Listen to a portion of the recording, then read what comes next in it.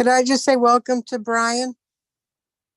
All right, we are now live, and while Neil sorts out his technical difficulties, Brian will act as Neil for a few minutes, and you guys can welcome him once he's done. Okay, thank you. All right. Welcome to the May 2nd, 2023 meeting of the CB6 Environment and Parks Committee. My name is Brian Lafferty. Tonight, we're joined by District Manager Jesus Perez and Chair Neil Barclay. This meeting is called to order at 7:10 p.m. As a reminder, New York State law now requires all community board members to have their cameras on and their first and last names displayed from the time the meeting is called to order until the time the meeting is adjourned. If your camera is not on and your name not properly displayed, you cannot count towards quorum. Members of the public, you can raise any questions or comments that you have through the Q&A feature of Zoom. If there is time following the committee's discussion, we will field questions from the public. Anton Malner will take minutes tonight. Thank you, Anton. You should have received an email from the board office with a link to the Doodle sign-up sheet for minutes takers at your committee meetings in 2023. For your convenience, I will post the link to the sign-up sheet in the chat. We will now take attendance by roll call, and I will conduct the roll call. Committee members, I will call your name and you will unmute yourselves. When your name is called, please say present. I will announce if there is quorum. Neil Barclay. Hi, I'm here, present. Thank you. Enter this in here. One moment, please, and apology. Oh. Marty Barrett. Marty Barrett is excused tonight. Claire Brennan.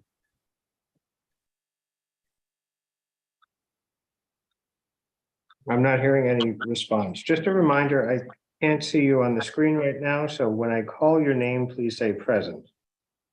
Hey, Neil, did you receive any sort of email in advance from Claire saying that she would not be here? I did not. Okay, I'll move on. Paige Judge. Present. Thank Hi, you. Brian. Hi, Paige. Anton Malner. Present. Thank you. Raj Nair. Present. Thank you. Reshma Patel. Present. Thank you. Anne Seligman. Present. Thank you. Letty Simon. Present and welcome, Brian. Thank you. Mark Thompson is excused. Maura Wong. Present. Thank you. Okay, with 8 of 11 members present, we have quorum. Give me one moment to. Now would be, if you wanted to offer welcomes and congratulations to Brian, now would be a good time to do that while we pull up the next slide. Good luck, Brian. Oh, thank you. Yay, luck. welcome. Thank you. Welcome, Happy Brian. to have you with us. Oh, thank you. Yeah, we're really happy. I hope you find the community as welcoming as you were, like when I have reached out to you at the borough president's office. Oh, Your reputation precedes you. oh, thank you so much. You're very sweet of you. Okay. So the agenda for tonight's meeting was distributed ahead of time by the board office. and it appears on the screen before you. If there's no objection, we will adopt the agenda as stated. Members of the committee, if you object to adopting the agenda, you may raise your hand through Zoom.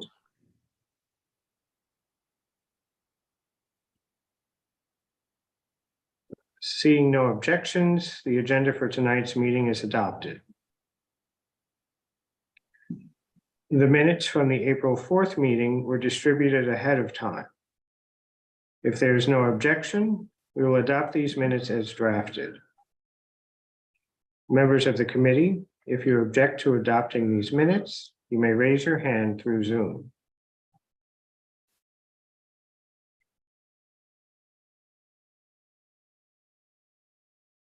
Seeing no objections, the minutes from the April 4th meeting are adopted, and they will soon be available on the CB6 website. Neil, would you like to resume now, or do you still need assistance? No, Brian's doing such a great job. So, and I took up everyone's time. So just wanted to say thanks for attending and we'll have a motion to wrap this up. No, I'm again, my apologies for all the tech issues on there. So fortunately, I was able to fix it. So welcome everyone. So just to start off with the agenda, challenges that our parks face post-pandemic. As we know, our world has changed, and that certainly also had an impact on the parks. One thing, well, I guess one thing that I had noticed is that I think there will need to be interagency and interdepartment collaboration to address the new challenges. And I think, and Letty and Jesus, correct me, and Anton as well. So it was Honey Locust Park that recently reopened, but I believe there were a couple different agencies that actually came together to help put that together. So it was Parks, was it DOT as well? Okay. And I know that during the ribbon cutting that that was celebrated, that we were able to have multiple agencies work together to accomplish something, because that is very, very challenging. So with all of that said, just turning it over to the members here, what are some of the issues that you think our parks face post-pandemic?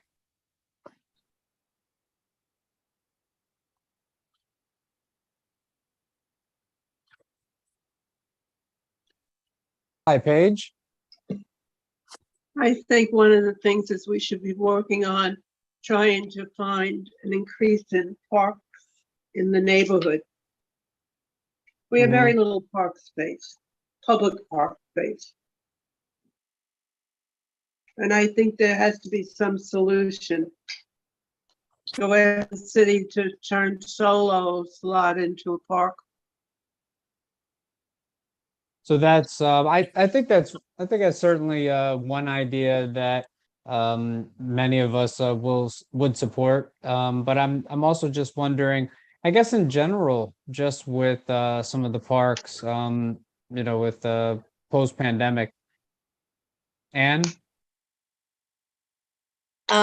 so I, of course, love the idea of, that location being turned into a park, but considering it's also being considered for a casino at this point.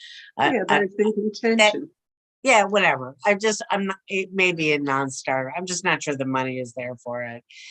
I'm actually more concerned about the kind of nibbling away at the edges of, like in my own neighborhood, the park, the Pops, like so much of our actual open space is in Pops. And a lot of those are just being kept closed for a variety of reasons, which I think are mostly not very good. I actually wonder if there isn't some overlap, because like I know at the Corinthian, where there's a pretty big open space that I think is still closed, the pops there. I don't know if anybody. So- uh, So, and I'm just, so I'm asking, just with the agenda overall, is this related to any changes from Yeah, I post-pandemic? actually think, I mean, I Okay. think I mean, I think the sort of the point is, sorry if I'm going on, but the much of our open space, we either have to create new open space, like Letty is talking about, or we have to make sure that the limited open space that we have is actually accessible to people. And what I'm saying is there are lots of pops that are not open or not accessible, sometimes because of construction. So I think the shed initiative might be relevant. There's others like the UN that I have, excuse my language, but been bitching about, since 2003. And in general, like the UN being a bad neighbor. But I think, if we're gonna look around the edges and find the spaces that are already there, the space over the Midtown Tunnel by St. Martin's, like, I think maybe it's worth putting our energy into getting some of those spaces reopened or open for the first time in a while. Yeah, Rashma? I can't hear you. Apologies. I Thank you. second that. One of the biggest change in the pandemic has been that there were a lot of pops that shut down during COVID that just haven't reopened.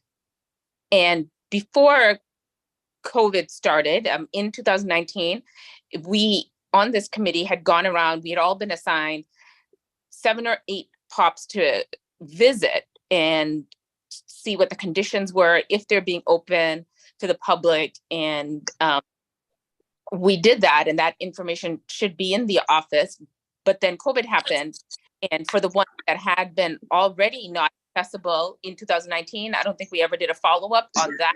And then there are many more since then that have just not reopened to the public. So that's one big change. And while it's not a park, it is a public open space. The other is, because usage in the parks has gone up a lot, I've just noticed more garbage. And so that's something I think we could address. And then, the city budget had for like 40 years since the 76 financial crisis, there's been a decrease in funding for parks overall. But in this last year, we've actually seen a slight increase in parks. And then they do have the Service Corps, that they funded to clean up parks. But some of that money may go away. And I think what we should be doing is advocating to maintain those additional resources that did come up in the last 2 years. So, and just out of curiosity, which agencies or departments would we contact to address? So we would do it through the Parks Department, but also so when we do the budget request, Parks actually in the CB6 budget request, Parks has the most requests. And our top request for the whole time that I've been on CB6 has been a new park for this district. But then we have a lot of other requests that we've put in. And so we would go through that submission, but we can also have a resolution where we're going to say, like, for instance, New Yorkers for Parks. New York City, I think, ranks like number 51 in terms of cities for funding for parks. They also, want 1% of the city budget to go to parks, and we could do a resolution in support of that and send it to all our elected city officials. So I think, and the reason why I asked about with the agencies, because I remember one of the previous meetings where Mark Thompson was saying with some of the private property issues that city planning would be the first, I guess, agency or that we would Actually, reach out to. DOB does enforcement for pops. That's Okay, DOB. Not for the parks part, for the pops part. Okay. Yeah. Okay. Then the parks part, then that part would be city planning, and then I think it was the understanding is that if there are some exceptions, if there's, then it was something that parks can be involved in. Letty? A couple of years ago, I created, and it should be somewhere on the website, a resource of all of the POPs that were then in the district. And it included the dates and a whole bunch of stuff. And it also included what the city requirements were for each of the POPs and whether they were in violation.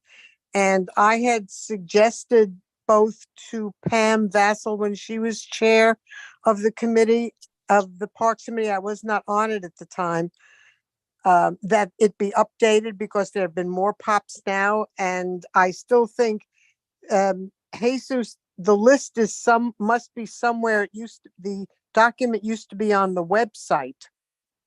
That was under And the old website. And we gave a copy of that report to Neil when he first became chair. Oh, thank you, because that's at least a good start of all of the POPs in the area. And And Jesus, there's no link to that on the CB6 site? No, that was under the old site. We could find a place to put it on the new site if you guys want to, but Yeah, that would be great. If you could help us, because at would you be least able to help us out with that? that would be wonderful, because at least it's not updated, which I had always suggested, but at least it's a start as a resource. You know, Yeah, of that would all be the great POPs. if all of us, like all members of the committee also and the public was able to access that, so. And also the point about city planning is many of these POPs and public plazas were created for the purpose of zoning bonuses in their buildings, whether they be residential or commercial. So that's where city planning comes in. And that's all I have to say at the moment. Thank you. Okay. And thank you, this Jesus. is- Yes, thank you. Reshma? I was gonna say that the list that we used in 2019 was the one that I think Letty, I recall Oh, seeing- okay, good. Oh, So it's around. and going through that, and then we all chose which ones were near us. Like I chose on, I'm on Second Avenue in the 40s, Yes. and ones I would go visit and check. yeah, an update was underway under Pam, I believe at Letty's suggestion, but when ultimately she stepped off the board, that effort sort of petered out. Yeah, I had always suggested that as a summer project we could get 1 or 2 interns or interns from Coro Institute and let them revise both that and the landmarks guide that I created. Because those are very good documents that we should update. Thank you.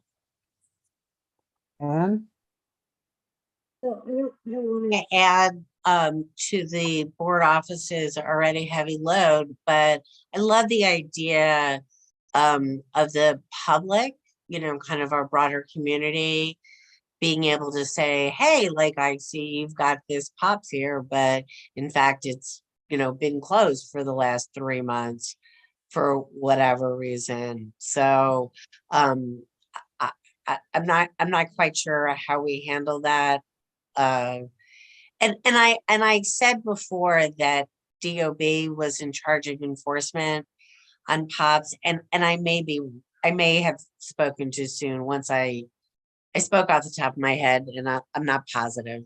I replied to your chat. DCP is responsible for making the laws and the standards that govern the POPs, but DOB is in charge of enforcing those standards. Oh, so Thank in you. fact, I was correct. Thank you.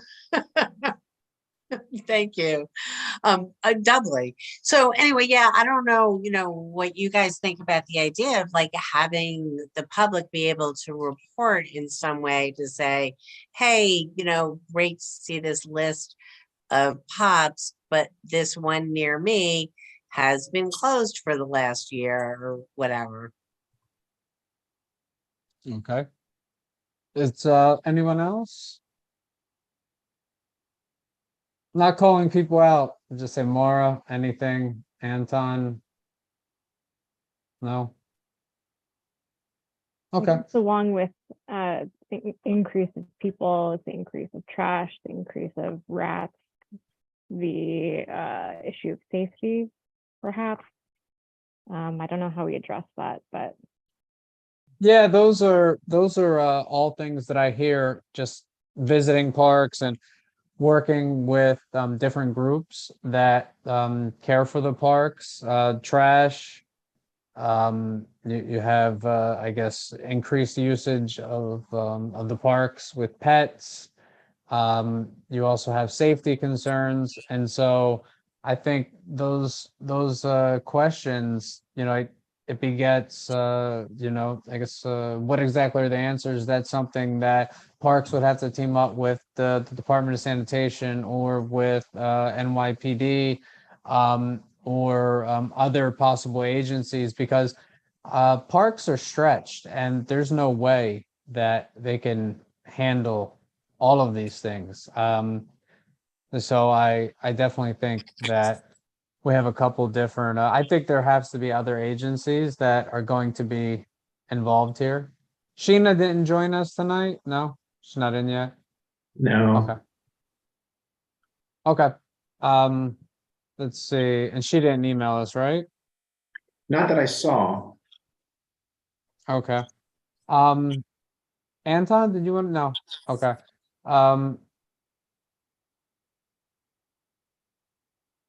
Actually, I agreed with what everybody said before, particularly the POPs, because I had brought this up in the prior iteration before you became the chair, and we did a rough sampling and found out that a lot of these POPs prior to the pandemic were still closed to the public. And, as was said, these POPs were given to these commercial or residential developers so that they could have some benefit of better zoning. And it's, I guess, not nice that they're closing the POPs off after receiving the benefits of more floor area or more stories in their buildings for better revenues.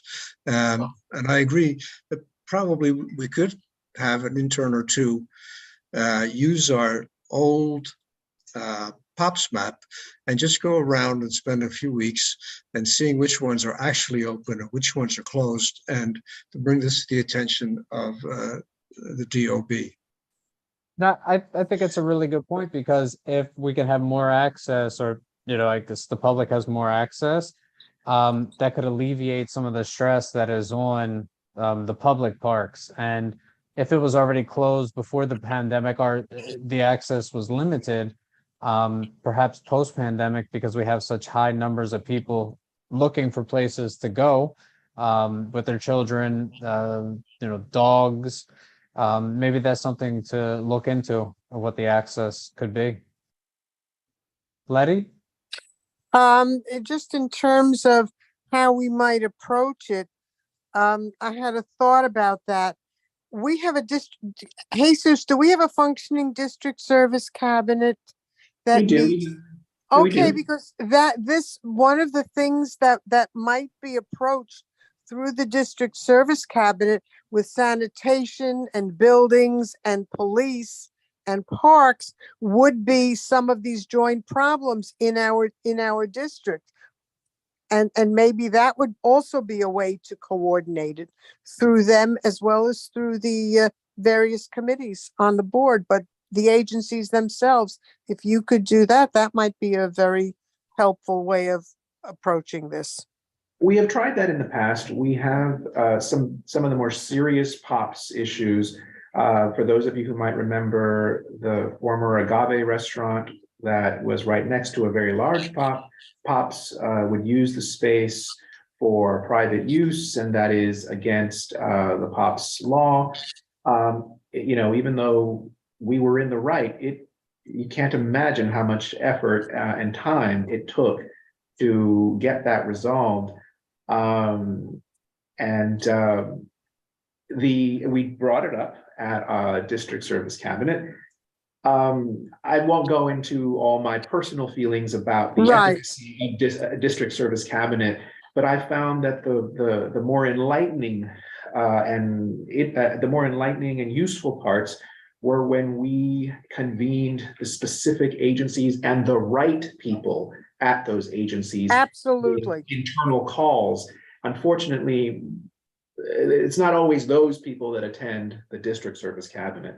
That's all I'll say about that. But but yeah, we have tried that, and whenever possible, we raise it. If we can't really make any headway there, then we'll try more tailored approaches.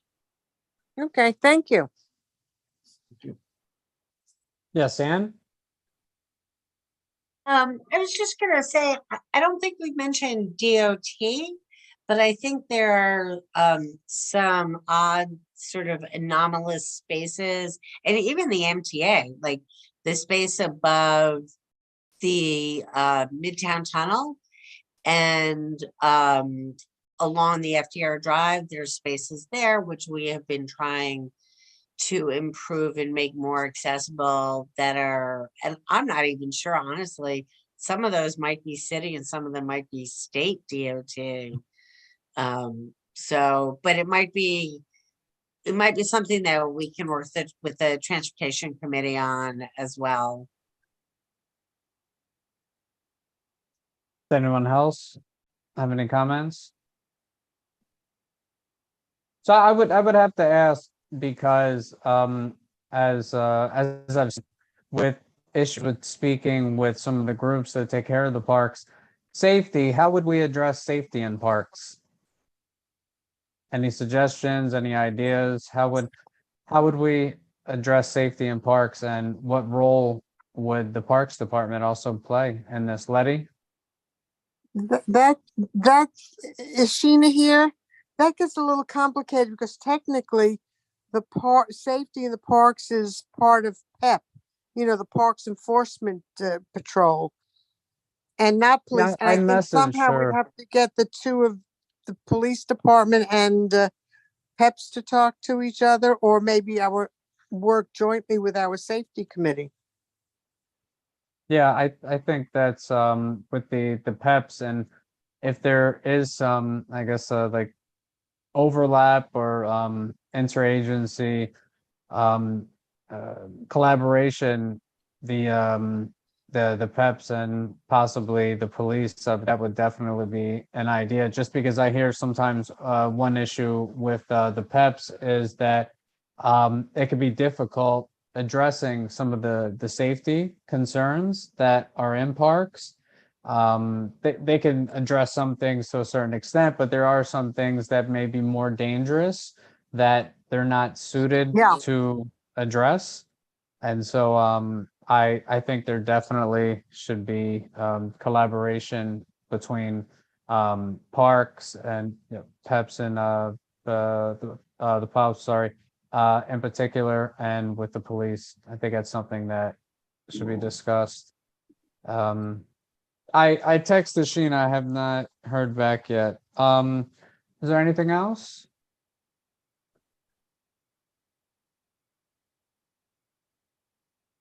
All right, I think Jesus, how about you? Any opinions about the parks? I think we need more PEP officers. I think we need more funding for our parks agencies. If these last 3 years have taught us anything, is that parks are not just a nice amenity. They are literally a matter of life and death. They provided a safe haven for New Yorkers who were stuck in their apartments, trying to be good, responsible citizens and not get COVID, but you can't live your life in a box. So parks are super, super, super important. And I think the advocacy that the board does towards asking for more funding for parks is very important, but maybe we need to be a little bit more single-minded about that. And from now on, every time our electives come to our meetings and our full boards and wherever we happen to see them, maybe at ribbon cuttings, if there's some parks related thing, we need to ask them, and we need to ask them to report on those sorts of things, maybe not just what they want to report on, because it seems like politicians will extol the virtues of parks and say they'll do this or that for parks and then ultimately not do them, but they take them for granted, but they need to be invested in, they need to be taken care of, they need to be expanded on. People are in this committee are very interested in POPs. I believe I once suggested to the land use committee that they maybe do a deep dive into POPs and whether essentially the POPs, what the developers are given for the POPs that we get is actually a good bang for the buck. Because maybe it isn't, but I'm not particularly well versed in the intricacies of the arrangements that go on when one delivers a POPs to a community and in turn gets lots of extra floor area and ratio space. But if the community were to get educated on that, the committee were to get educated on that, they could perhaps pass a resolution saying, hey, you know, we think these sorts of ratios and exchanges would be more favorable to the community than what currently exists. Or we would have more knowledge with which to advocate for these buildings to open their POPs back up, because we know how much we've actually given up to them. So we know how expensive it actually it is. So we'd have a better leg to stand on. But you know, that's not a quick thing. It requires long-term effort and study and consistency. So, but I'm not Thank usually you. asked that question. I'm sorry. No, it's okay. Letty? I think Jesus is on to something. And I agree with him. One of the things that I know I have asked many times about is if we're going to do this, the first thing we need to do is update the information we have. That way, when we sit down and ask some questions, we've got the latest information. But I think that you're right about that. At first, we need to arm ourselves with the information, with the updates, and then we can certainly sit down with them and ask those questions. I think you're headed in the right direction. All right. Anyone else? So everyone commented. Thank you so much. I messaged Sheena and I have not heard back. I would just say with speaking with her just from time to time, exchanging messages. I had a chance on Sunday to go to Ralph Bunche Park, and I noticed that the rat burrows look like, I would say all of them, or at least the majority, are the ones that I at least saw and that were open before. They were filled. So I think it's a progress that's being made there. And so because because she isn't here, do we just guess we could just go to the chair's report? Just go on to the chair's report. Okay, I don't want to hold everyone up, especially since the tech issues in the front. Okay, so chair's report. As I said about Honey Locust Park, that recently opened. I believe it was 2 weeks ago. Definitely, if you haven't visited the park, I would suggest visiting it once. It isn't, at least once, it isn't this oasis where I guess you can escape the noise or the hustle and bustle of Manhattan. I would say it's the total opposite. So when you sit there, it is New York. You hear the hustle and bustle. You hear the cars on the Queensboro Bridge, and I like that. Honestly, from time to time, to just have, I guess, a different surrounding, and it's cacophony of different sounds right there. So that was one thing that we did last month. We had Earth Day, and I don't know if anyone had a chance to visit some of the parks. We had Sutton Place. They had a very, very nice, let's say, event there. St. Martin had a fantastic event as well. Dag Hammarskjölds, they had a wonderful event on Sunday. So that was definitely, it was a very busy Earth Day weekend. I think that's pretty much it on the chair report. But I will add this, we're talking about solutions and interagency and figuring out, I guess, which agency is in charge of, which issue or question. So with Ralph Bunche Park, there's no water system, so we cannot water the plants and the trees. And obviously this has an adverse impact on on the trees and the plants there. So we looked into having access to the fire hydrant that is very close to the park. So we initially started with inquiring if that was something that the Parks Department could look into, and then they would be able to open the hydrant and then we could have access. The Friends of Ralph Bunche Park could water trees and plants using a hose hooked into the hydrant. So Parks was not in charge of that. So the next agency that or department that we thought would be able to have access to the hydrant would be FDNY, the fire department. And it turns out that the fire department also would not be the one, or would not have the authority to open up and give access to the hydrant. So we ultimately found out that, and with Jesus's help, we found out that it is the DEP that gives a permit to an organization that that asks to have access to the hydrant. And so I wanted to share that because I know with the Friends of Ralph Bunche Park, they have been working to get the permit.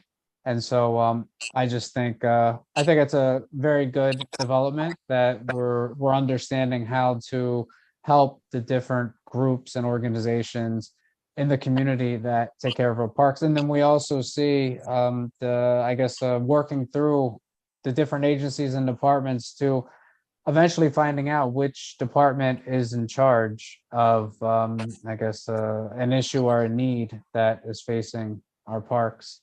And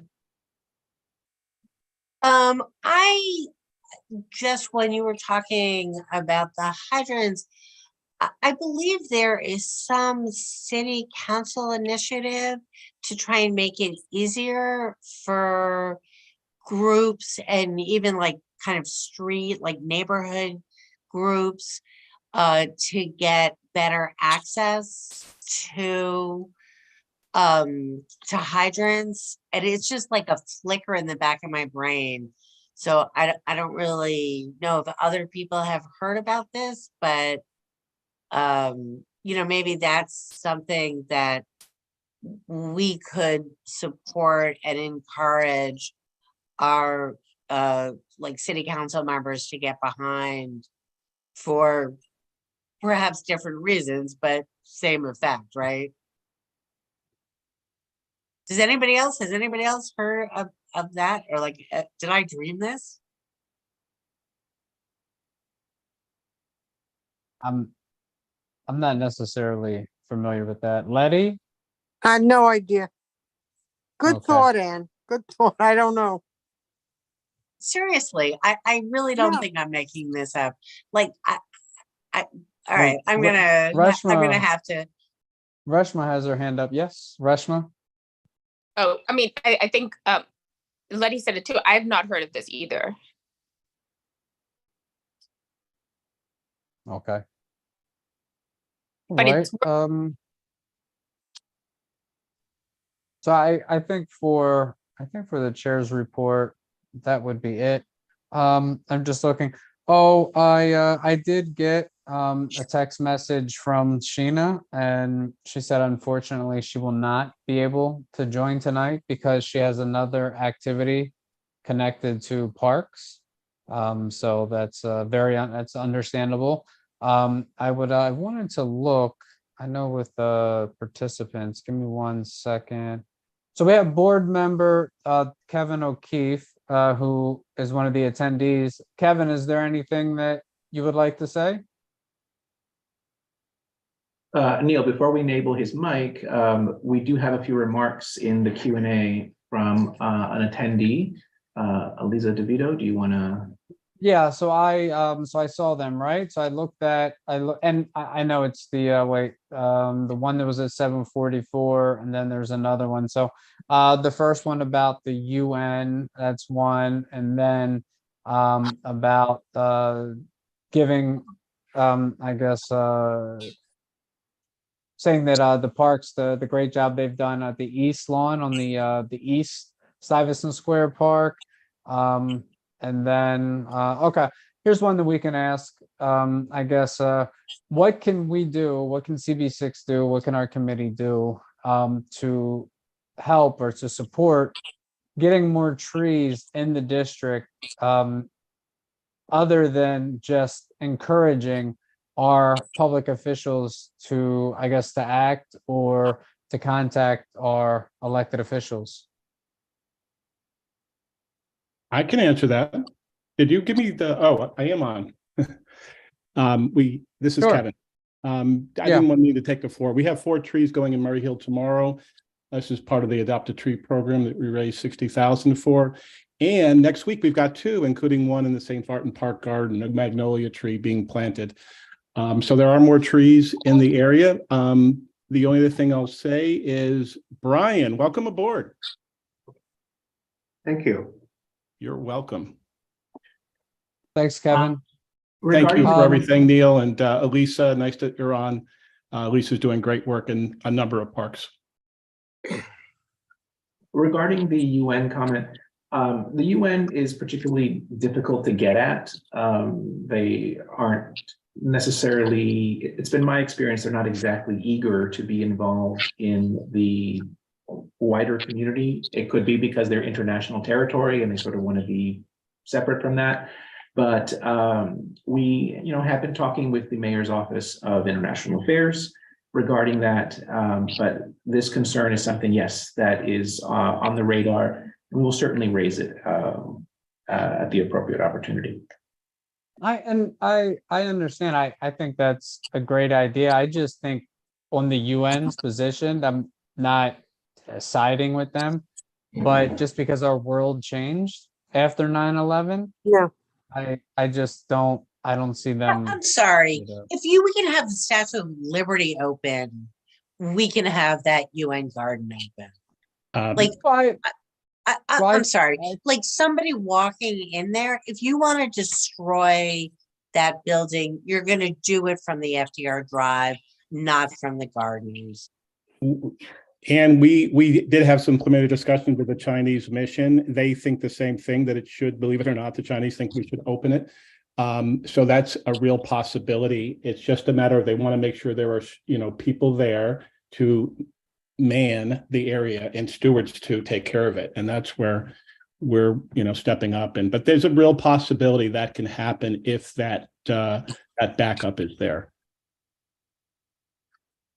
Well, I think anything is certainly possible, but I just I don't see the UN giving the park up because of just for safety concerns. But anything is possible. I definitely would welcome it. I did I walked past there last weekend on Earth Day, and it's a beautiful space, wonderful space. It would be great to have access to it, but I guess we will see. Letty, are you? No. Let's see. Hi, Paige. Yes. Okay, I've lived in this neighborhood for over 60 years. The UN park used to always be open, especially in the springtime because they had cherry blossoms. It used to be wonderful. It had nothing to do with 9/11, why they closed. They closed way before 9/11. It's been closed for numerous amount of years. It would be nice if it opened, but that is private property. It's not even United States property. Under the agreement to make that's world property. So I guess you'd have to go to the federal government in order to bring up the subject. Well, the UN's always preaching about the things like, inclusivity and green space, but they don't seem to practice it. That's interesting, Paige. So that was actually closed before 9/11. Way before. I actually don't think that's correct. I Oh, live a that's block, good. I literally live a block from there, and my memory is that it closed after 9/11, and as everything else reopened, it did not. It was closed before that, Ann. Right? Because of hybrid, people are not coming to the U anymore. It's a lot more empty than it used to be. There are not as many bodies on that campus. One more reason why it should be open. So, thank you, everyone. And so just going also to the question about what can we as a board or a committee, what can we do besides just encouraging different organizations to contact public officials? So I think that what's great about the board is we offer a venue for our organizations to directly speak to our public officials or to speak to representatives from the offices. I think that's one thing at the general board meeting, a full board meeting. So I would suggest that, I know Alyssa put this here, I would think that's one thing I would suggest to use that so you can, I guess, speak with someone from the council member or state assembly member's office, or to speak directly with the elected official. And I also think perhaps that's something that we can think about, to bring in elected officials, to have them on, have them join one of our committee meetings, and that we could possibly probe more into what exactly would be the process of obtaining more trees for the district. And we could certainly have someone from the borough president's office as well, as I know this is his project or initiative along with the other borough presidents. And perhaps he can also, I guess, lead the way and explain to us how exactly we should be going about this if we're going to reach the 1 million trees by 2030, and then the canopy, I think at 35% by 2035. Anyone else? I think it's pretty much 1 second. So that one, let me just check comments. One moment. All right, so that also with Alyssa, I see your question about with I think with the trees. I think that, again, I think it's just something with the elected officials. And so I would suggest attending the full board meeting, signing up for that. And I'm very open to bringing in different representatives, or representatives as in the representatives from the the offices of the elected officials, or of course to try to have the elected officials themselves come and join. So anyone, anything else? So I think that that is my report. I don't think there's any old or new business. Does anyone, anything else anyone would like to share? All right, so I think that's it. We can we'll wrap this up at 7:57, and my apologies again for the tech issues. Right, well, have a good night, everyone. Thanks, everyone. Have a Good great night. Thank month. you. We'll see you next I week. see you. Okay. Good Yes. night. Right. Not yet, not yet, don't leave it yet. Get out of that, we're not closing yet.